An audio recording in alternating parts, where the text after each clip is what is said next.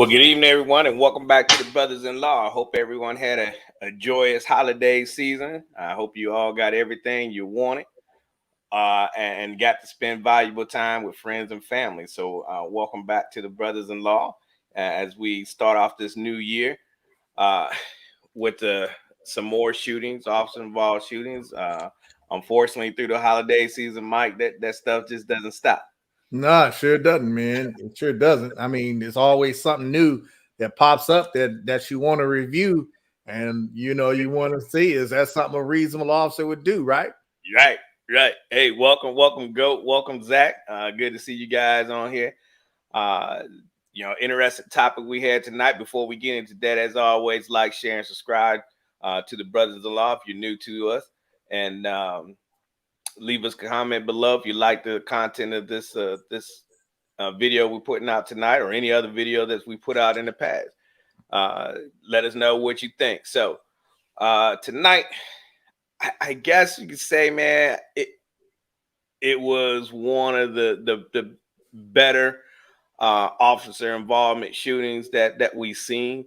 However, there are a couple things that I probably would have done a little bit differently. But I think what we're about to see tonight, you really can't really say anything too negative about the shooting. No, it's a difficult one. Hey, Meg, I see you, Megan. Hey, Meg. It's like you say, it's one of those things where you gotta look at the guy. Well, we'll see the video, but Yeah. you got to look at one party and say, well, why would you do that at that moment? You know what I'm saying? Right. It's a lot. I mean, it's something that it's unfortunate that it happened the way it did. And I tend to think that I'm glad it happened the way it did, as far as the officer getting the shot off and not getting killed himself.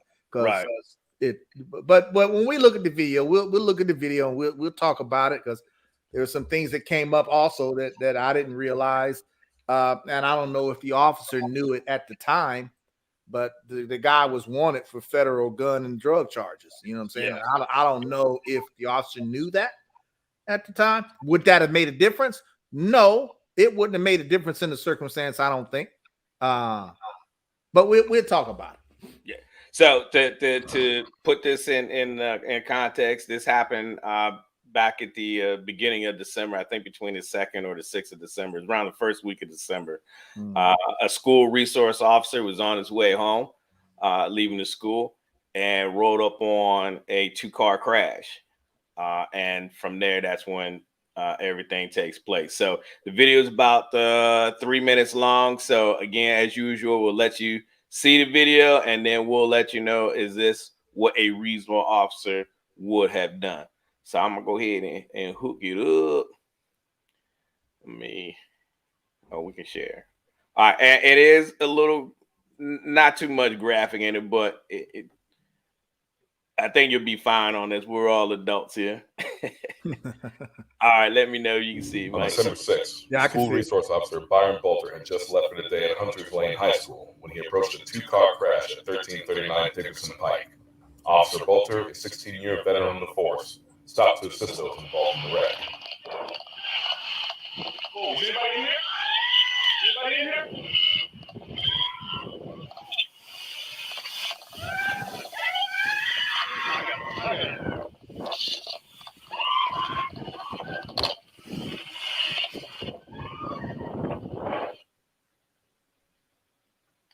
Okay, so you got 2 feet, the driver of the other car walking around. Yeah. Hey, just leave that stuff in there, man. Just go ahead and go. Go ahead and go, man. There's your warning. Stop! When he encountered 20-year-old Rod Reed, who reached for a gun located on the dashboard of the Chevrolet Camaro he was driving prior to the crash. Bolter fired his weapon and struck Reed in the leg. Reed was taken to Vanderbilt University Medical Center, where he is in stable condition. All right. That square box right there, that's where the gun was, sitting on the dash. Okay. Go ahead and go, man.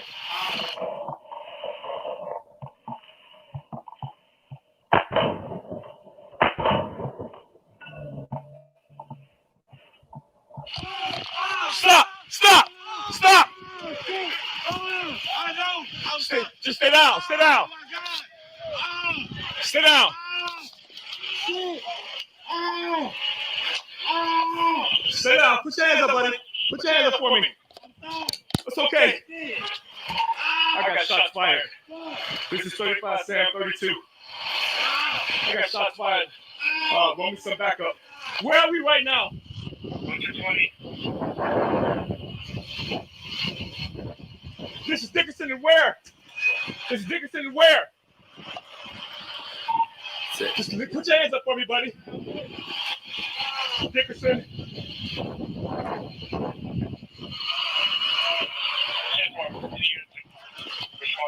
Where's the gun at? Just leave it right there, buddy. It's okay, buddy. What cross street is that?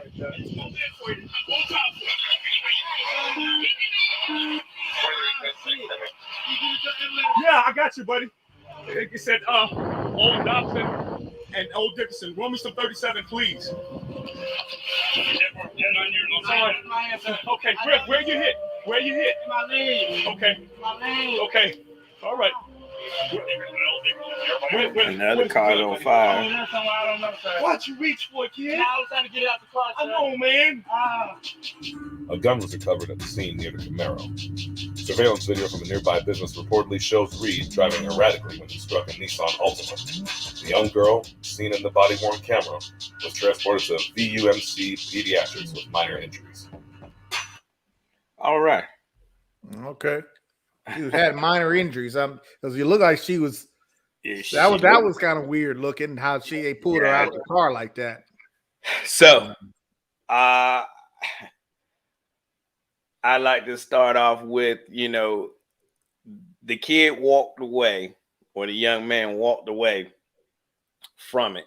Now, this is the problem I always have with these convicted felons, because they just don't think, right?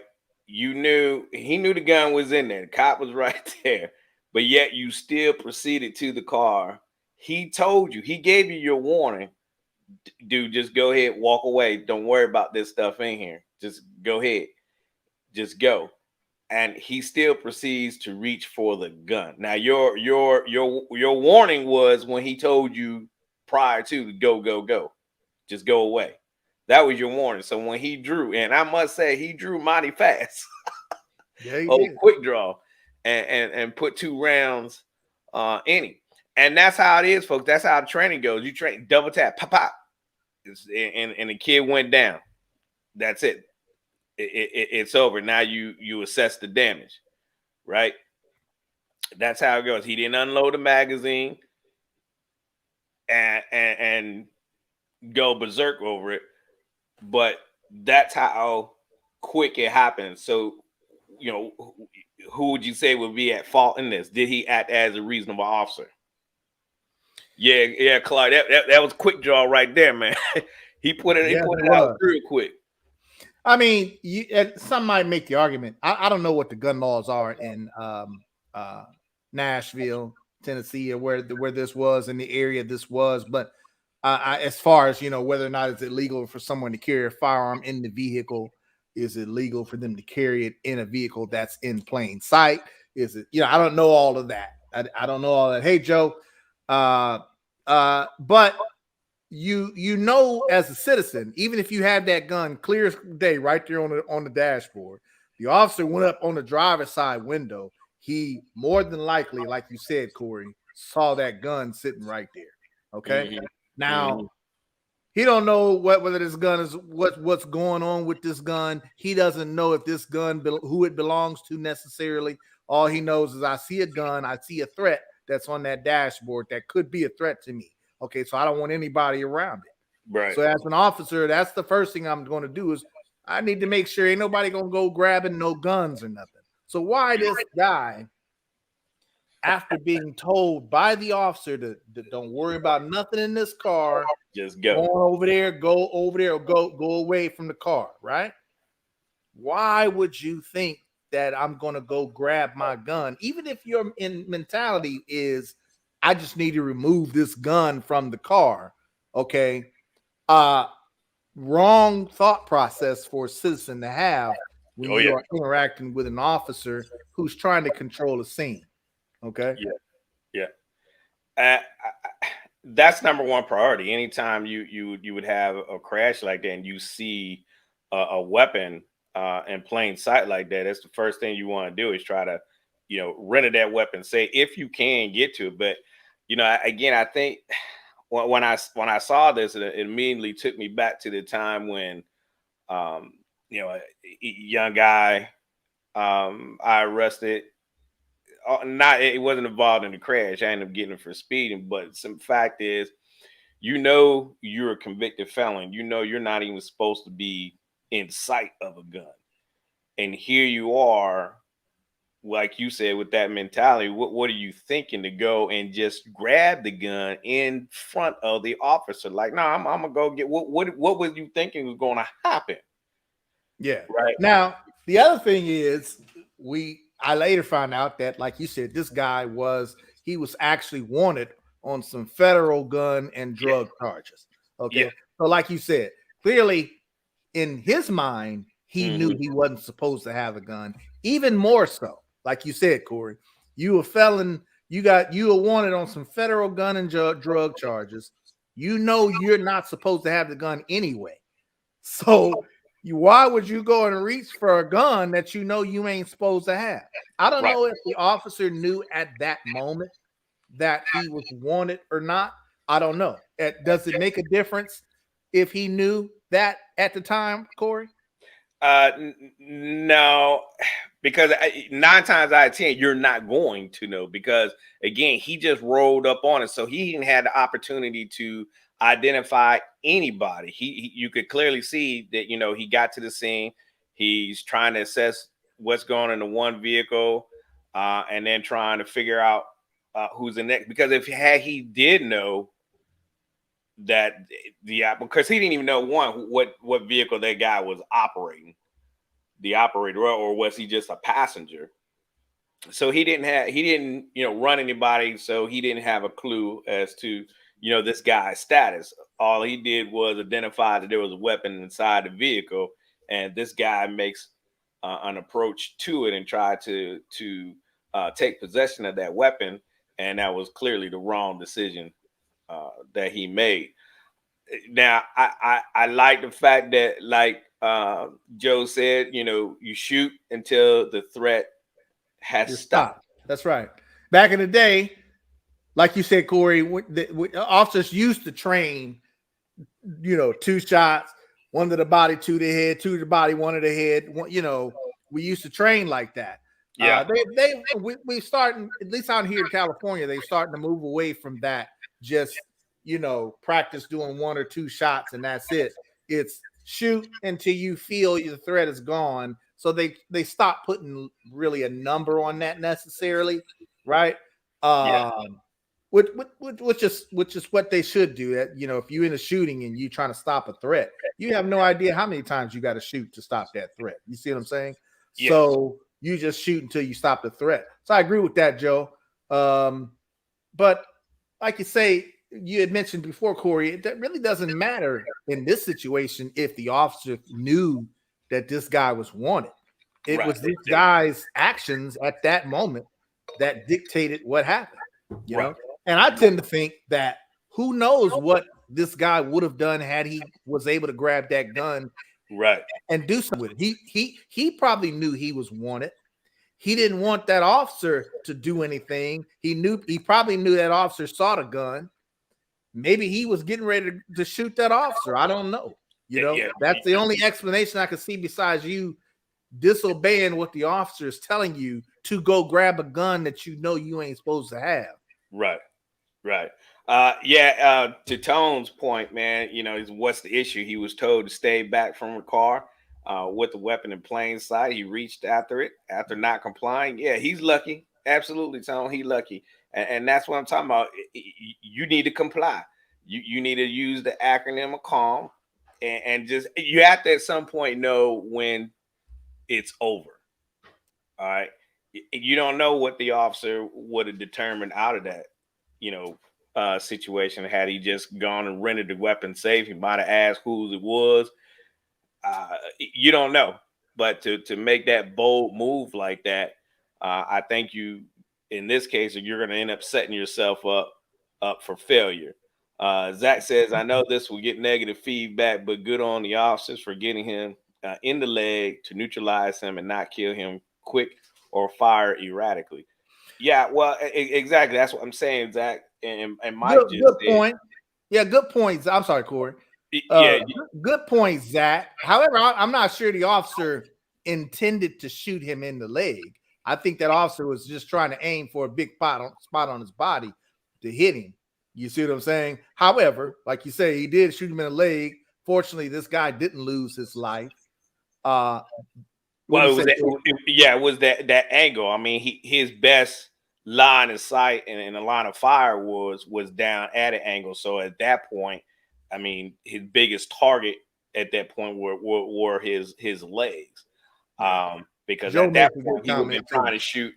Okay, yeah, I'll get Joe in a second. Okay. At that point, he would have been trying to shoot, over the roof of the car, and Right. you don't know where those rounds would have went then. So True. I think he took the best shot he could, which was in the legs, because I understand, we're trained to shoot center mass, right? Why? Because that's the biggest target. In that point, in that situation, his best line of shot was his leg. So let's see, Joe. Joe said if officer knew suspect was wanted, would officer had approached as close as he did? No. That's a good question. I mean, you know what? Not if you by yourself, no. Because once you roll up on the scene, if you roll up on the scene and you already out and about investigating the traffic collision, you may not have the opportunity of running someone in the system to see whether or not they're wanted, right? So you might already have been close to him without knowing that this person was wanted. I know some people, when they're investigating traffic collisions, they may not run the person at all until later, after the fact. You see what I'm saying? So that's a tricky one. If he would have known, would have approached differently. If he would have known that this guy was wanted, I assume he would have known this rolling up onto the scene. At which point, the first thing I'm going to do is secure that guy who I know is wanted on federal charges. I'm going to treat you a whole lot different than just walking around willy-nilly. You see what I'm saying? Without any direction or anything like that. I understand they've been involved in a collision, but citizens should understand, as an officer, if I know that you are wanted and I come across you, I'm going to have to physically control you even more. I'm going to, at minimum, put some cuffs on you and make sure you are detained so that you can't hurt me or hurt somebody else or flee the scene.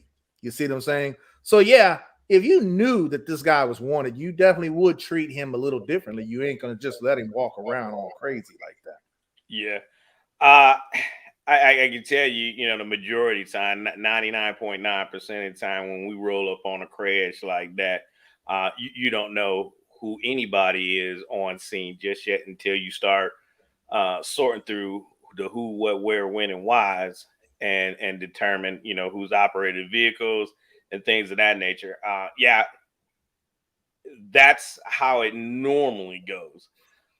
So we speculating on whether or not he might have known if anybody was on that scene was wanted or not. But if he wasn't operating a vehicle and you run the tags, or dispatch ran the tags because somebody called it in, a 2-car crash, and gave the tag numbers, I mean, that's the only way you're gonna know. But then again, like you said, you don't know who the driver of the vehicle is. So he clearly didn't know just by his demeanor there and how he was moving around, trying to assist and trying to put the pieces together, the puzzle.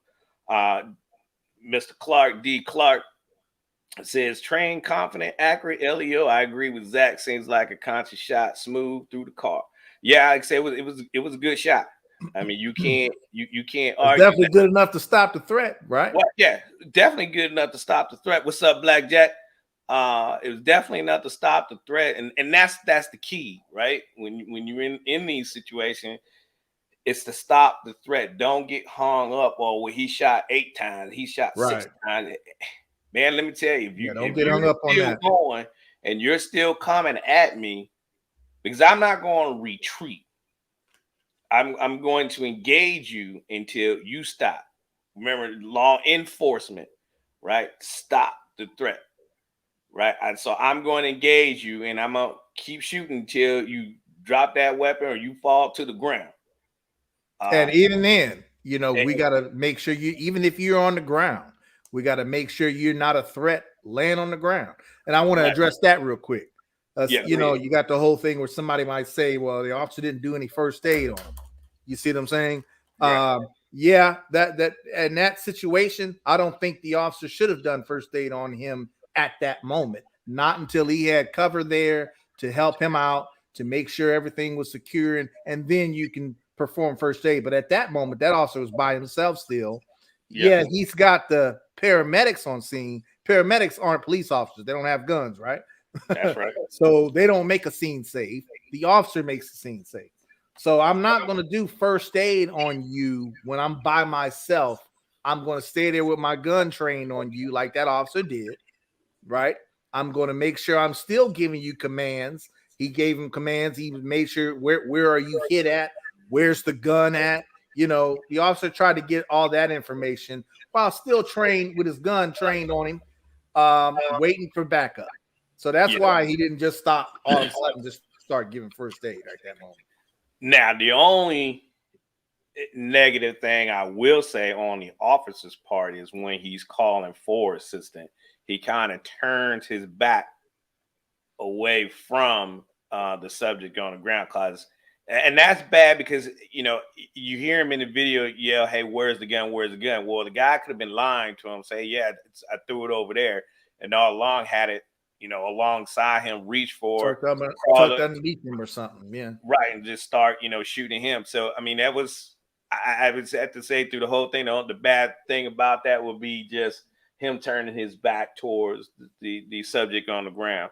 Now, his technique, how he talked to the individual, and again, I think you could even hear in his voice that he didn't want to have to shoot the guy, right? I mean, because he was very, very compassionate. There was no profanity, and I know it was a comment I had read before in watching this video where, had it been anybody else, it would have been, shoot until he unloaded the magazine, or, you move on the ground, I'm gonna blow your blank head off. All that language and stuff like that in certain situations is not necessary. But however, when you're in the heat of the moment, you will say things that aren't appropriate. I'll be lying to you, Mike, and in the whole world if I sit here and tell you I never uttered words before. No doubt. If you, as an officer, you get into a confrontation with somebody and you mean business and they ain't trying to follow what you're saying, you're going to elevate not only the situation, but you're going to elevate me too. You see what I'm saying? I might throw some F-bombs in there to tell you to sit down or do whatever I need you to do. But the way not to get to that is to comply, do what you're supposed to do, what they're telling you to do. That's all. You see what I'm saying? Yeah, Zach, that was another thing too. I failed to mention that as well. Him not knowing where he was, and what's crazy is like when I was at FTO, Mike, that was like the number one thing I would drive home to my young troopers coming out. It's like you have to know where you are at all times. Like, and what's crazy is like we were on midnight shift one night, and we were going over that, right? And so we were making a loop back around in our area we were patrolling, and there was a car stopped in the left lane of travel, and this is like 2:00 in the morning, and we get there, and I'm like, all right, where are we? And he kind of was just like, so I had to take the mic, hey, this is where we are, blah, blah, blah, blah, blah, blah. And it ended up being a stabbing. And guys just end up stops in the lane of travel. So it's very important that the officer knows where they are. So, and by doing that, you're not looking around, you're not turning your back to the subject, and you can keep eyes on them and make sure they're not trying to get away or has a secondary weapon. So yeah, an officer has to know where he is at all times. And so those are probably the only two things I would say. But other than that, man, I think this is what a reasonable officer would have done. What you say? Yeah, I agree. And you're right. Knowing your location as an officer is number one basic training right there. You see what I'm saying? Back in my day when I was a rookie, you got to some place, you rolling down the street, and your field training officer says, "Where are you?" all of a sudden, and if you can't say two street names, Yeah. the street that you on and the closest cross street that you just came from. Yeah. What we used to do is you stop the patrol vehicle right where it is, make that trainee get out the car and walk down until he can find the closest cross street so he knows where he or she is. Yeah, no, we didn't do real old school. That's a real old school training process right there. But well, you're not allowed to walk through the interstate, so I couldn't do that. I hear you. But nonetheless, that's basic training. You got to know where you are. Now, keep in mind something else I want to emphasize here, folks, is we're sitting here and we are being nitpicky and very critical of this situation. With 27 minutes in, we have 27 minutes to talk and discuss about what this officer should and shouldn't have done. But that officer who is actually doing what he should have done didn't have that much time. You see what I'm saying? Right. We are fortunate that we are in the comforts of our own home with plenty of time to nitpick and look at each aspect of a video and figure out whether that's something that's right or wrong or something that's normal or not. Right. Right. Most officers don't have that kind of time. Right. And you know what, Zach?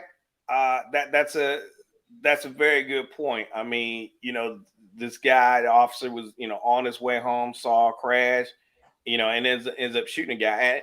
And Mike and I can go on for days talking about things like that. An officer's job is never over until he walks through his front door. And I say that to again where I'm on my way home, and I swear to you, a guy around the corner from my house, I almost shot a guy because almost same situation, not like this. It wasn't a crash.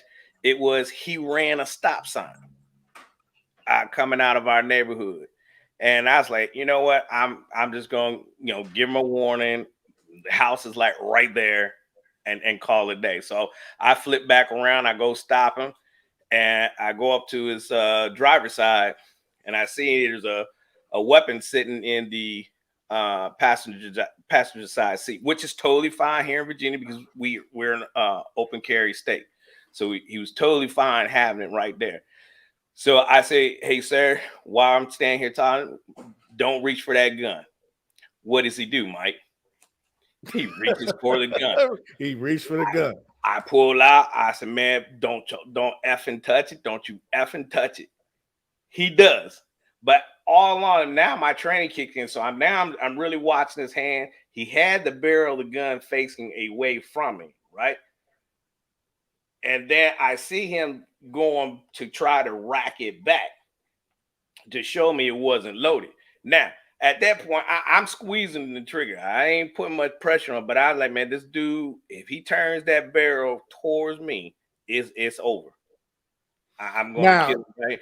But see, that's how the point being is that's how fast these things happen. An officer's job is never over until they walk through their front door when they're actually hitting 10. Well, we call it 1042, and so. I can relate to this officer here. I've going home at the end of my shift and roll up on crashes and work and then end up getting a DUI out of it or something like that. But yeah, Zach, I mean, that situation you mentioned where the guy grabbed and racked the gun back to show you it was unloaded. Now, fortunately, you decided not to shoot him. But yeah, there are other officers where that would have been way past the point to where they might have decided to pull that trigger. Yeah. If I was in that situation, I mean, I'd have to have the feel of the situation, just like you did, right, Corey? Yeah. But if you grabbing a gun, look what happened here. He told him not to grab nothing, and the guy decided to grab the gun, and he got shot. You know, and your situation, fortunately, that guy didn't get shot. You see, and I mean, literally, I'm around the corner from the house. I mean, if I had a shot, my wife would have heard the gunshots. You know what I mean? It was that close to home, right? And I tell you, and I tell the world too. I mean, I think about that situation still every day. Every day I drive down that road. Now, even though I'm not even wearing the uniform, I think about that incident because I'm black and he was black and wouldn't probably never made national news. But the simple fact is, that'd have been something I would have to been living with for the rest of my life. That I just shot this dude. Right. And that's why I always ask people the question like, well, how long is the officer supposed to wait? Some people probably say, well, I'm crazy because I didn't shoot. I say, well, some would say, but I mean, it depends. You're not processing the way you are, right? You're not processing you that. You gotta have been in your shoes at that moment, at that second, right, in your mind to decide what you see, process what you see, and whether or not you're gonna decide to do A, B, or C. You see what I'm saying? And the after effects, the after effects of this whole thing. Oh, shoot. I see you, Megan. Just to answer your question, Megan, real quick. One time it happened to me, and that's all it took. That's all it took when I was on the FTO program. That happened to me one time where I had to get out and go see the next cross street, and that's all it took was that one time. After that, you never never happened again. Right. Good one. That is a ballsy SOB. What Corey was saying about with that guy, that is ballsy. And folks, if there's anything we want to bring home, is those concealed carriers or those people that do carry firearms in their vehicles, whether it's legally, hopefully it's legally, right? We never want to encourage illegal stuff. You definitely need to watch out even more so if it's illegal. But even if it's legal and you carrying guns in your car, it's very important. A firearm is going to be a threat to an officer, whether someone has it or not, until we make it safe or until we are in a situation that we can be comfortable and say, this is not a threatening situation. Right. You can't make that decision for that officer. Okay. That's why it's very important for you to, if my recommendation, if you do have firearms in the car, whether or not you're legally obligated to do so or not, you should always let the officer know, hey, officer, by the way, I do have a firearm in the car, or I am carrying a firearm or concealed firearm on me. There are some states I understand that that's not necessarily required by law for them to do that. Some states it is. Know the laws in your states. But no matter what the law is, as an officer, speaking from an officer's perspective, I would much rather you let me know up front. I have a firearm on me, or I have a firearm in my car. That way I can control that aspect and make sure no one gets hurt. Right. But see, here's the thing, Mike. And to Joe's point, real quick. Yeah, it's three things. That's right, Joe. That's right. That's right. License, registration, and proof for insurance. But it's all the ones that let you know that they have a weapon are people who are law-abiding citizens. Criminals will not let you know that they have a weapon in the car. Right. So my takeaway from this that I would like our viewers to know and understand, and also share with their loved ones. And we all know someone who's not supposed to be carrying a weapon, but they do. Share this with them. Let them know, hey man, that's not a good idea to do. Right? Don't put yourself in that situation. All right. We don't want to read about you on the 6 o'clock news or the 10 o'clock news, because you're not going to win in that situation. Somebody's going to end up dead, whether it be you and the officer or just you. So, I always felt comfortable, typically when we ran a license, it'd come back that the individual has a valid uh, carry concealed permit, Now, right? see, that's excellent because they're obviously, as we know, every state doesn't have something like that. California Yeah, don't have anything like where if I run you, it comes back and lets me know automatically that you are a concealed carrier, right. Now, concealed permit. that's just Unless something's changed, legal But people. yeah, That's just legal people, right? So, when Joe, you can answer that too if you know anything about California that might be updated or changed since then. If when officers run somebody, if it comes back automatically that they are concealed carriers or concealed permit holders. If you know something different, let us know, people up. But I don't think so at this moment.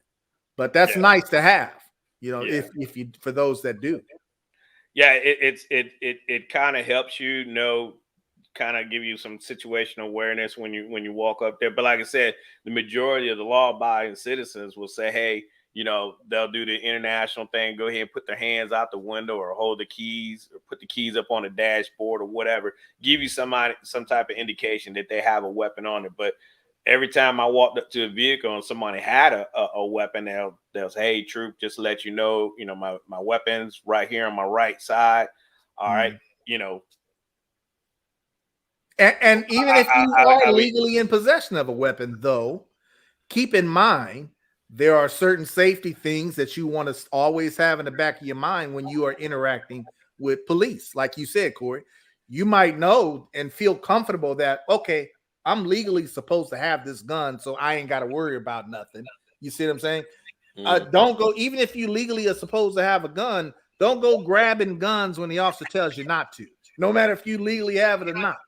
If you legally have a gun in your center console or wherever you have it, don't go yes, grabbing it when an officer tells you not to do it. It doesn't matter if you legally are supposed to have it or not.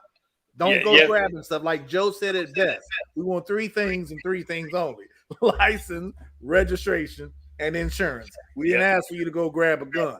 Now it's yeah. nice if you tell us, but don't go grabbing it. As of right now, Zach, there's still allowed to have guns in California. Yeah. Well, It's so tough to far, get, but so far, yeah, they're allowed to yeah, have you guns in can't have a lot of California. guns in California. Although some people, there's a lot of guns in California, Right, but legally, let's say, right, you can't have any and everything you want. Unfortunately, right. not like some other states. Unfortunately, Uh, well, So, that's a whole nother topic. yeah. So let us know what you think, everybody. You like the content of this video, man. Like, share, and subscribe to our channel. Let us know what you're thinking.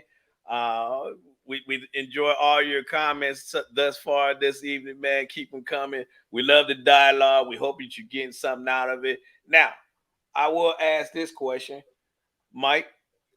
Does our acronym CALM play into this? And if so, how?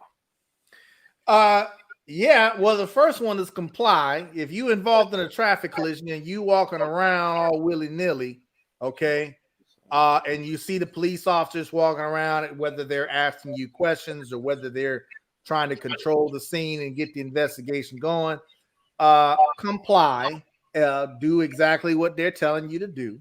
Okay.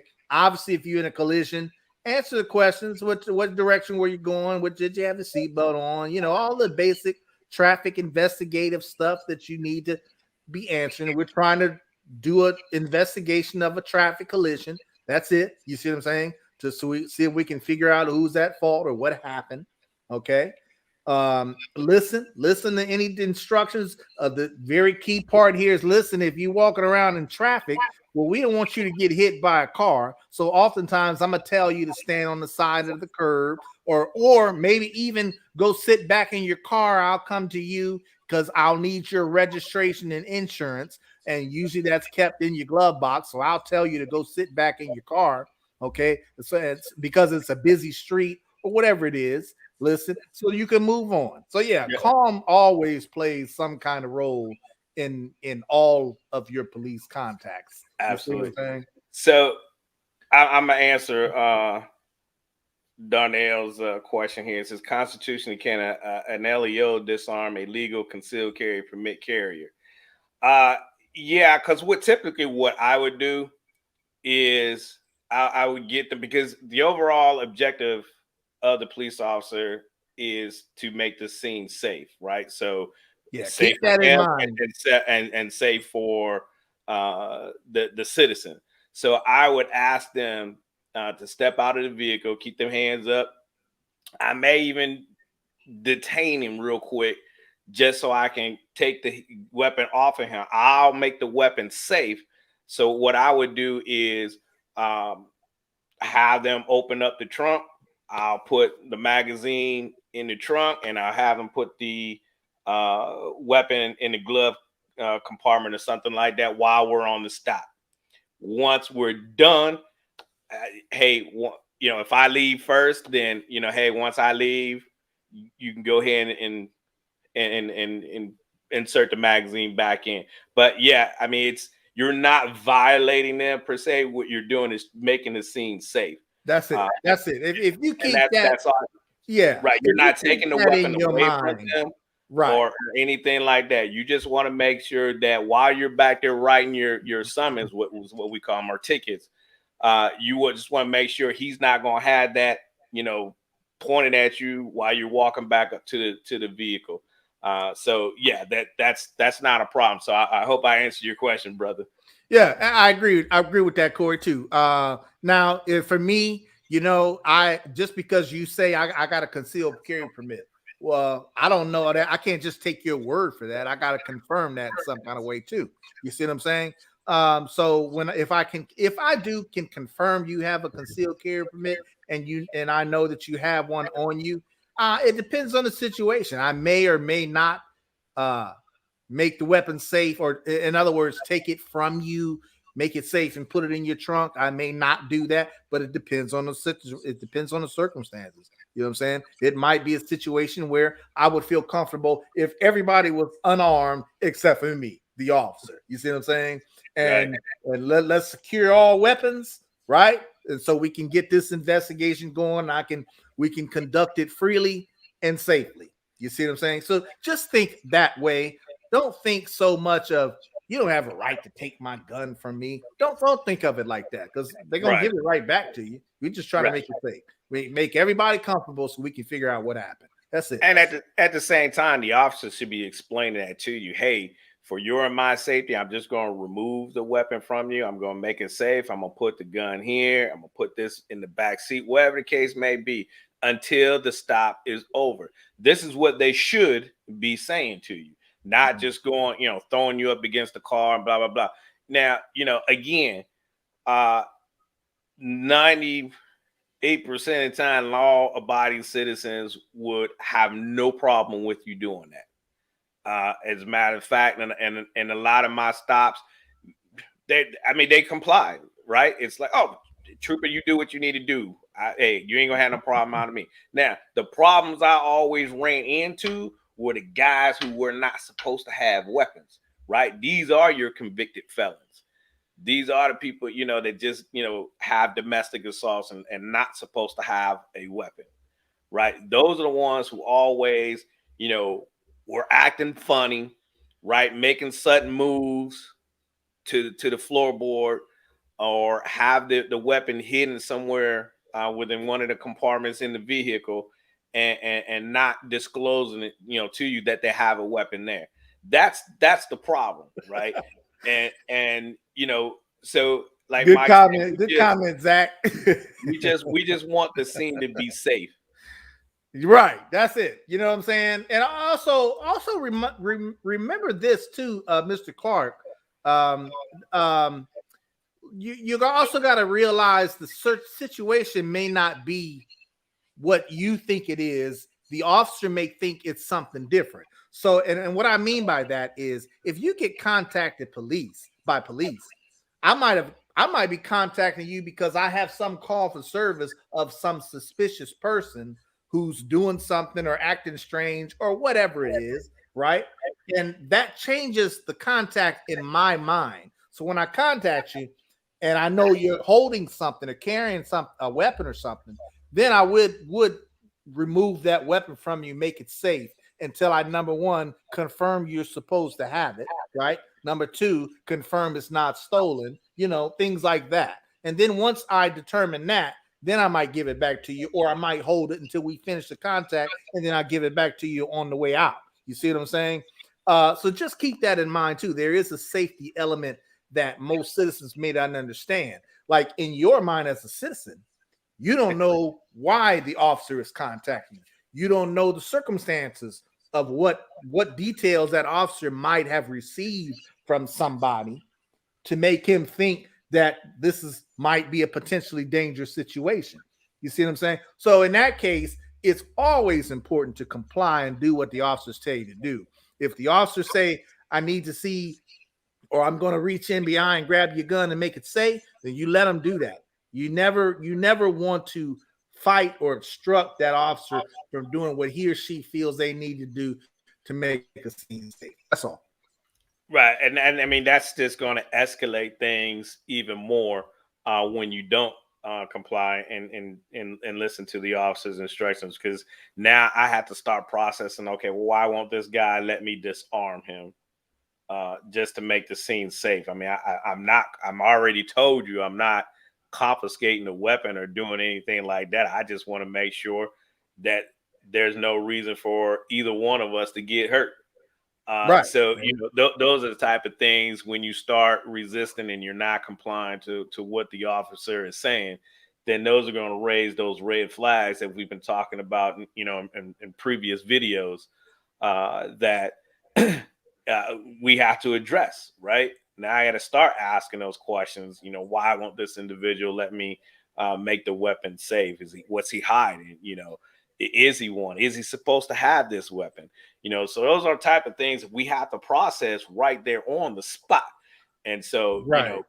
And we can't just take your word for things like right. that. When it comes to Yeah. safety, we got to confirm that ourselves in our own eyes and make sure that this is safe. It is our responsibility as an officer to confirm and make a scene safe before you proceed. If it ain't safe, that's going to fall on the officer because he or she didn't do what they were supposed to do to make sure that this was a safe environment that I'm working in here. You see what I'm saying? Yeah, to Darnell, I know him. He's asking, would either you in an off-duty situation allow another off-duty officer to remove or now another on-duty officer or another on-duty, officer remove your gun? Yeah, I would. If I felt that officer felt he needed to, yep, absolutely. Absolutely. I ain't got no problem with that. But however, when we'll always have our credentials on us. So when we present our credentials and identify ourselves, there's no need for him to try to disarm us. Now, has it happened before where you had to disarm another officer? Yes. And if I had to do it, I would do it if they were breaking a law. Now, when we pull, for example, there's been a lot of times I pulled officers' spouses over, all right, for speeding violations. And again, it comes back that they're have a concealed carry, right? It gives a special ding for law enforcement. So I know. So when I go and talk to the vehicle, I first identified that who the driver is, and it's 9 times out of 10 it's the wife speeding. And she gives and says, hey, yeah, this is my husband. He's a police officer, whatever. Now there are times I pulled the officer over, and a lot of officers don't drive their police vehicles home. They drive their personal vehicles back and forth to work, and they speed a little bit too, and like everybody else, everybody's trying to get home. Once that's the first thing you should do if you're the officer that's getting pulled over, whatever, is identify yourself with your credentials already out. That right there, I mean, because I've pulled over FBI agents as well, and that's the number one thing that we all do is just, hey, in fact, I pulled over troopers too, in their personal vehicles, and again, it's identifying themselves and having their credentials presented. Right. I mean, and for officer to officer, once I confirm that you an officer, I already know you thinking on the same lines I am. You have the same duties that I have. So yeah, I don't see a need to remove a firearm from another officer. That's kind of silly if you think about it. But if there was a situation where I was off duty, plain clothes, and I happen to be carrying, maybe Well, if you do it like whatever that, Mike, you reason shouldn't that be is. doing any stops. What's that? If you're off duty and Yeah. you're in plain clothes, you are not stopping anybody. No, no, you're right. I'm not going to take an enforcement action like that when I'm not clearly marked and visible, right? Not like that anyway. You know what I'm saying? Yeah, I'm just not going to make it difficult for that officer who I'm dealing with by refusing to give him or her my firearm. You see what I'm saying? And they're looking at me, I'm looking at them. I know what they're doing and why they're doing it. They know that I know what they're doing and why they're doing it. So I'm not going to make that situation complicated. It's kind of silly for them to want to remove it from me once they have confirmed that I am a police officer. Okay. Which that's I've never heard of a situation like that where you have a uniformed officer forcing an off-duty officer to remove their firearm once they've confirmed that they are an officer. I've never seen that. You see what I'm saying? But I'm still not going to obstruct or make it complicated for that officer to do his or her job. I'm not going to do that. Yeah. Now, if they have broke a law, for example, I've had a trooper arrest another city police officer, but it was a DUI, and they had that's different, right? But if you're talking just regular, and I hate saying the word regular, but we all know traffic stops are not routine, but just doing an everyday traffic stop, and you happen to pull another law enforcement officer, like Mike said, once they identify themselves now, and then, like I said, that's key to make sure you have your credentials. To Zach saying this video shows how this officer was dedicated, was a dedicated one who responded when he didn't need to. He could have just kept on driving. But see, that's the thing about first responders, right? When we see something, even military folks, and there's your everyday people too that have that built into them. When you see people hurting, it's your natural instinct to want to go help and to assist. And you feel an obligation to do that. And then on the flip side of that, you think of the kickback you're going to get if people see you drive by and you don't stop. You best believe you're gonna get some phone calls to your office. That's you got to be thinking like that too. It wouldn't be a good look if you got a highway patrol vehicle cruising down the street, passing up a traffic collision that just occurred. How does that look, right? Yeah. Probably gonna hear something about that one. You know? I mean, Zach. I mean, it's totally different mentality what we had today, man. I mean, it's just, you want to help, and as law enforcement, when you see something like that, you better hightail it over there and render assistance, because that's going to be a direct reflection on your department, and you don't want that. So again, like, share, and subscribe to our channel. I think we're 54 minutes in. We're gonna go ahead and wrap this up this evening. We totally enjoyed this conversation. Thank you guys so much. So if each one of you all can go ahead and just share this out, we would greatly appreciate it. And also, next month makes 1 year Mike and I have been doing this, man. It's pretty crazy. So we're trying to come up with something what we can do special and show our appreciation for you guys tuning in to us every week and supporting us. We greatly appreciate it. We hope you all get something out of this. So please like, share, and subscribe. The goal is to get 1,000 subscribers this year. on our channel. So help us out by sharing this out and getting over to YouTube and like, sharing, subscribing on YouTube. Mike, you got any last words? No, I appreciate everybody viewing in. There was a time where we would always just do a recorded show every week, you know, and just wait for comments to come in. But we've gotten used to doing these live shows, and Corey and I are real comfortable doing it. And we love the viewers when they come on and make comments or ask questions. We love that. Zach, you always got some good stuff to say, you know. Mr. Clark be coming on here, got some good comments and some questions. We love that. All Frank, our viewers. Oh yeah, Megan, Tone. You know, we love you guys coming on here with us and talking about it. Talking to, you know, that's trying to figure out yourselves, was that reasonable or not? You know, you'd be surprised how many citizens just want some common basic questions answered on certain things of why cops do what they do. So we appreciate you guys coming on, man. Yeah, thank you so much. So join us next week. Get more people to tune in to us next week. We'll have another conversation. I think actually we're trying to get something together. I know there was a shooting that happened New Year's Eve back in our home state of Ohio. Yeah, that's a good one.